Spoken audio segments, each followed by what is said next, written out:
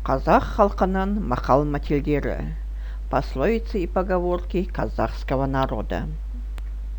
Сөз, сөйлеу, слово, речь. Тіл – көңілдің кілті. Язык – ключ к душе человека. Бастың көркі жүз, жүздің көркі көз. Ауыз көркі тіл, тілдің көркі сөз. Глаза украшают лицо. Слово украшает уста, пословица украшает речь.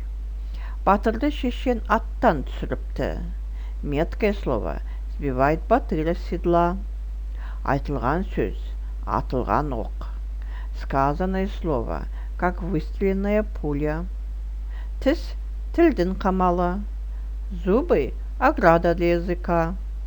Піл күшті емес, тіл күшті. Слон всех сильнее, а язык и слона сильнее. Басқа пәле тілден, беда голове от языка. Ми ойлағанды тіл тындырады. Что в голове зарождается, язык на свет выдает. Сауатсыздың сөзіне сүрініп құларсың. Я слово споткнешься, если оно неграмотно. Жыланның уы тісінде, адамның уы тілінде. Яд змеи на языке, яд человека на языке. Артық сөйле, кем сөйле, таразылап тең сөйле. Можно сказать и много, и мало, но взвесить надо каждое слово. Өнер алды қызыл тіл. Первое из искусств слова. Жаман сөз жылатады, жақсы сөз жұбатады. Глупое слово слезы вызывает, умное утешает.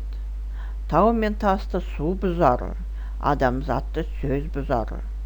Вода горы и камни разрушает, слово людей разобщает. Жақсы сөз жарым ырыс. Доброе слово – половина счастья.